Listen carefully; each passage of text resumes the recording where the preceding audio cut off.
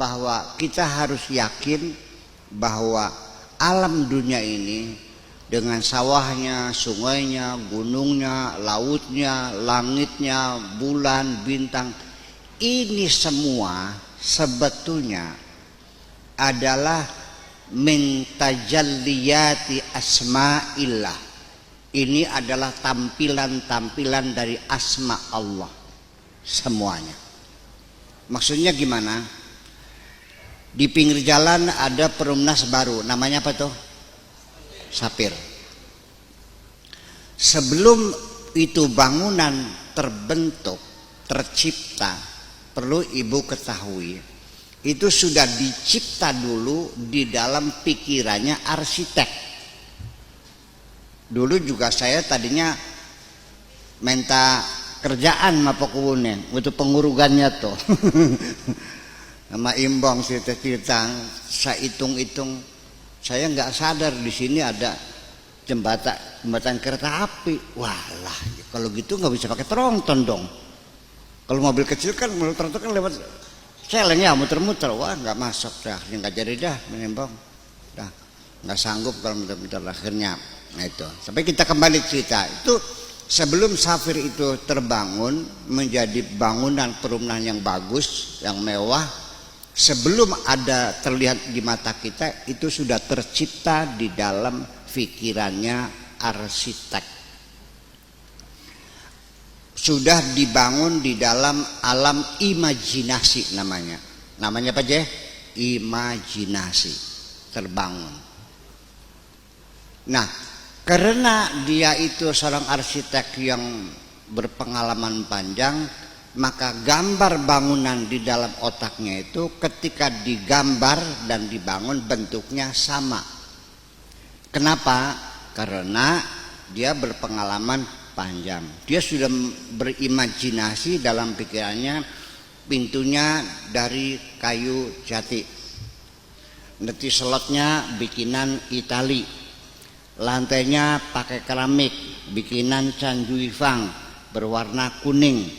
Nanti temboknya begini, jendelanya begini, kamar tidur begini, semuanya dalam pikirannya digambar. Nah, itulah makanya setelah tergambar lalu insinyur itu mengatakan, saya mau bikin bangunan nih, gambarnya seperti ini. Nah, Allah juga sama. Innama amruhu idza arada syai'an. Sesungguhnya urusannya Allah ini apabila Allah menghendaki, idza arada, ketika Allah berirodah ingin membuat kita, membuat alam semesta, bikin desa Kebulen, bikin Indramayu, bikin Pulau Jawa dan seterusnya, itu ada dalam irodahnya Allah. Setelah ayyakula tinggal dikatakan, begitu dikatakan kun maka terjadilah. Jadi artinya alam semesta ini adalah sesuai dengan irodah Allah Subhanahu wa ta'ala. Jadi ini kita ini alam semesta ini adalah itu tampilan-tampilan asmanya Allah Subhanahu wa ta'ala. Itu kita sadari. Kita sebetulnya ketika kita masih di alam perut, masih jadi zigot. Zigot itu masih gumpalan daging liur ya, kayak baso. Silakan Bapak lihat, buka YouTube atau beli buku kedokteran, zigot itu kayak baso di situ. Nah, ketika kita belum terlahir, itu kita ini dibuatkan perjanjian oleh Allah. Ditanya, nggak tahu masih ingat nggak ya? Wahai jabang bayi, kamu siap keluar ke alam dunia jadi perempuan? Siap. Nanti lahirnya di desa Kebulen? Siap. Nanti kamu hidupnya bakal mendapatkan suami 7 kali. Pegat maning kawin maning anak siji, pegat maning kawin maning anak siji, pegat maning kan ya. Akhirnya gula watu gula pin sian. Anak pitu bapak tiga. Siap. Ditanya, kamu mau siap jadi laki-laki? Siap. Nantinya bakal jadi kuli macul? Siap. Karena kita sudah siap semuanya. Oke, kalau sudah siap semuanya, maka diproses, akhirnya kita berkembang jadi embrio, jadi janin, lalu kita keluar ke alam dunia ini. Kalau yang tidak siap, jadi wadon mong, engkau yang melarat bagian mong, ya wis famajat hudima, dibanjur pakai darah, biur, namanya kluron. Apa bahasa Indonesia kluron tuh? Keguguran. Bahasa kerennya apa itu? Keguguran itu bahasa kerennya apa? Keguguran dah ya, keguguran. Nah, yang keguguran tuh itu artinya janin tidak siap lahir ke dunia. Yang jadi pertanyaan saya, ada nggak ibu-ibu yang masih ingat dulu ditaklik oleh Allah begitu tuh? Nggak ingat? Kan dijelaskan dalam Al-Quran. Alam akul apa? Alastu bi rabbikum? Qalu bala. Tuhan mengatakan, kamu percaya aku sebagai Tuhanmu? Lalu manusia itu dalam janinnya mengatakan qalu bala nggih Gusti, sampeyan pangerane kula. Kalian boleh. Nah, itulah makanya Nabi Adam juga sama. Walaqad ahidna ila Adam min qablu fanasiya walam najid lahu azma. Dulu Adam juga sama diberikan perjanjian, tapi kemudian dia lupa. Walam najid lahu azma, kehilangan semangat, kehilangan kesadaran, lupa. Jadi ibu-ibu, bapak ini sebetulnya lupa. Bisa nggak diinget-inget? Nah, kalau di sini ada ingat, wah pasti itu waliullah tuh. Iya, ada ingat nggak? Pak Kuwu ingat nggak dulu ditanya oleh Tuhan tuh? Alastu bi rabbikum? Qalu bala. Bukankah aku Tuhanmu? Ya Gusti, sampean pangerane kula. Lupa. Nah, inilah makanya nanti akan kita ceritakan di belakang. Kita kembali kepada bicara tentang masalah bahwa yang ada ini semuanya irodah Allah. Semua makhluk itu adalah mintajalliyati asma'illah, tampilan-tampilan asmanya Allah. Jadi sebenarnya yang ada itu adalah Allah sebetulnya mah. Kalau kita mah nggak ada hakikatnya mah. Kita ini sama dengan longan. Apa longan tuh? Kolong. Di mana adanya kolong? Di bawah ranjang. Yang ada kolongnya apa ranjangnya? Kolongnya ada enggak? Ada. Di mana adanya? Di bawah ranjang. Yang wujud hakiki itu kolong apa ranjang? Nah, kalau kolong namanya wujud nisbi, adanya karena adanya kolong, adanya kita karena adanya Allah. Awas, tapi jangan salah paham nanti cerita di rumah kata Buya katanya gusalku kayak ranjang, kalesan. Bukan maksudnya. Artinya wujud nisbi dan segala macam. Jadi kita ini ibaratnya kayak kolong. Begitu digulung ranjangnya, kolongnya pergi enggak? Kemana perginya? Iya, begitu dipasang, prek, ada kolongnya, diangkat kolongnya hilang. Jadi kolong itu nisbatnya adalah ruangan yang ada di bawah ranjang. Itu. Kita berjalan, yang kedua contohnya, kita berjalan siang hari. Ada bayang-bayangnya enggak? Kitanya ke barat, bayang-bayangnya. Kitanya ke timur.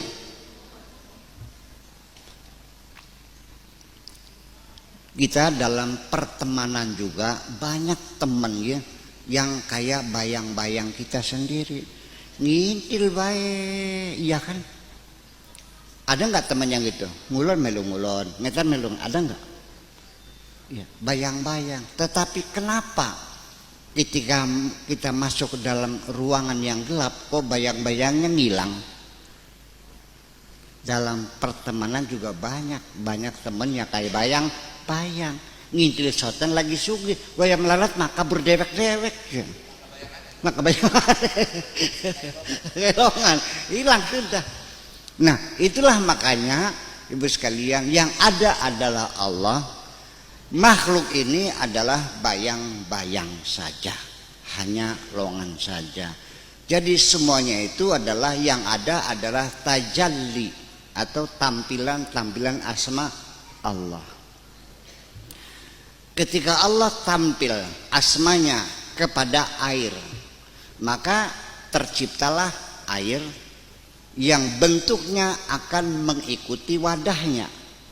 Kalau wadahnya gelas, air ini berbentuk gelas.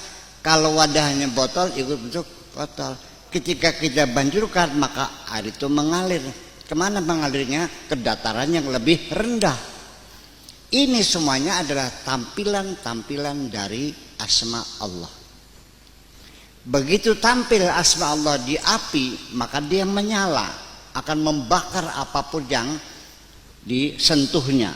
Itu adalah sifat api sebagai tampilan dari asma Allah.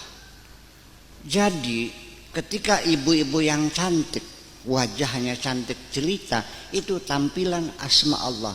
Tidak ada hak kamu merasa bangga jadi orang cantik sehingga menghina orang yang tidak cantik. Paham? Ketika kamu kaya, jangan sombong dengan kekayaanmu. Itu adalah tampilan dari sifatnya Allah, Al-Ghaniyyu, yang maha kaya.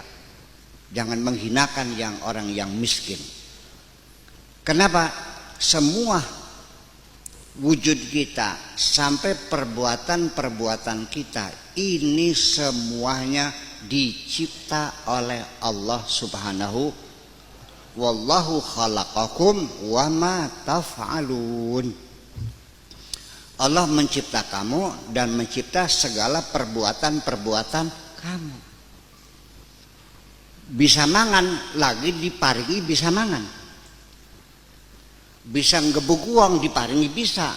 Saya dulu pernah diancam oleh orang memukuli saya, tiba-tiba kena stroke. Lalu saya datang, silakan pukullah saya. Nggak bisa. Kenapa? Stroke. Dulu bisa nggak? Bisa. Sekarang nggak bisa. Kenapa nggak bisa? Stroke bukan. Dulu bisa mukul, lagi dibikin oleh Allah bisa. Bisanya diambil, maka tidak bisa. Jadi yang aslinya kita bisa atau tidak bisa? Nah, kita masuk selangkah lagi. Kalau kita yakin bahwa kita dicipta oleh Allah dan pekerjaan kita, kepintaran kita, ilmu kita, kecerdasan kita, semuanya dibuat oleh Allah, maka atas dasar apa kamu merasa sombong dan bangga menghina orang yang lain? Wallahu khalaqakum wa ma taf'alun. Nah, begitu kita yakin kita ini hanya tajalli, disitulah titik poin terakhir atau the turning point seseorang mencapai tingkat fana. Kalau orang sudah fana, hidupnya sangat bahagia. Tidak ada kesedihan, tidak ada ketakutan. Inna awliya Allah la khaufun alaihim wa lahum yahzanun. Apapun yang dilihat menyenangkan, tidurnya lelap, makannya lahap, badannya sehat, rezekinya lancar, temennya banyak, istrinya sayang, anak-anaknya lucu-lucu, apalagi. Sampai nanti di akhir pun akan dikembalikan kepada Allah, tidak tidak direnggut, tidak dilarak, tidak dipendungi, tapi dijemput dengan baik-baik. Menjemputnya pakai limosin. Kalau mobil mah Mercy S600 sing kaya ombak banyu kah? Bayangkan. Itulah makanya siapa itu kalau hati kita sudah damai, sudah tidak ada kegelisahan, tidak ada ketakutan, tidak ada kebencian, tidak ada dendam, tidak ada marah, tidak ada kecewa, tidak ada gelisah, damai. Itu namanya nafsul mutmainnah. Ya ayyatuhan nafsul mutmainnah, irja'i ila rabbiki radiyatan mardiyatan. Wahai jiwa yang tenang, kembalilah ila rabbiki kepada Tuhanmu radiyatan mardiyah, kamu senang Allah juga senang. Fadkhuli fi ibadi, yuk silakan rombongan dengan hamba-hambaku, nges mangkat gitu sampai tujuan, dibuka pintunya, fadkhuli jannati, silakan masuk surgaku. Pengen nggak begitu? Ya. Nah, itulah makanya kalau kita sudah sadar bahwa semua yang kita lakukan juga ciptaan Allah, pikiran kita ciptaan Allah, kemampuan, kecerdasan, keahlian, keterampilan, pengalaman, semuanya ciptaan Allah, maka sejak itu kita tidak akan lagi merasa aku berbuat ini, aku berbuat ini. Sampai ketika menolong orang yang susah pun, mengulurkan tangannya membantu orang, dia tidak merasa berjasa kepada siapapun. Karena tanganku bikinannya Allah, uangku dari Allah, dan kuserahkan kepada hamba Allah. Percayalah, orang yang sudah benar seperti itu tidak mungkin akan menuntut balas dan tidak akan mengungkit-ungkit dan tidak bakal kecewa. Percaya atau tidak? Kalau kita sudah yakin semuanya adalah Allah, maka kita tidak akan pernah kecewa. Tetapi kalau kita merasa masih bisa melakukan, ini adalah rumah saya, ini adalah masjid karena jasa saya, yang mencari dana adalah saya, anak-anak yatim itu bisa sekolah karena uang saya. Percayalah, percayalah. Ketika kita masih merasa berjasa berbuat kepada orang lain, setiap kebaikan yang kita lakukan di penghujungnya kekecewaan. Ibu-ibu pernah nggak menangis sedih, getut pisan? Kenapa? Karena suaminya yang kayak kunyuk itu ternyata berselingkuh.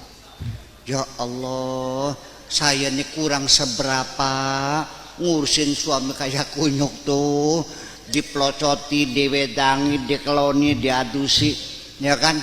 Bajunya dicucikan, disetrikakan, makanannya disiapkan, seanak-anaknya dicebokin semua. Kurang seberapa lagi aku berbakti kepada suamiku. Selagi kita masih merasakan berjasa, di penghujungnya percayalah kita akan dikecewakan. Kita dalam bermasyarakat juga sama. Kalau kita masih merasa ini perbuatanku, ini jasaku, saya yakin Pakku, masyarakat tidak mungkin akan apresiasi kepada jasa-jasamu itu. Dan di punggungnya kita akan kecewa. Kenapa? Karena masyarakat umumnya semua kerja keras kita, banting tulang kita, kita bantu mereka, orang yatim dibantu, orang miskin dibantu, sakit dibantu, semua kita kerjakan. Masyarakat pada umumnya tidak merasakan ada orang yang banyak membantu, tetapi baru akan terasa ketika orang itu sudah meninggalkan kamu. Nembe kelingan kok bagus langka. Paham? Anak-anak juga sama. Ketika ibunya masih ada, minta uang maksa, nggak dikasih, banting pintu. Nah, begitu geluntung bokeh mati sampai melongo, baru sadar. Paham? Jadi Intinya kalau ingin bahagia, yuk kita fanakan diri kita semuanya. Ya, katakan aku sekarang sudah tidak ada. Aku hanya bayang-bayang saja. Semuanya adalah karena Allah Subhanahu wa ta'ala.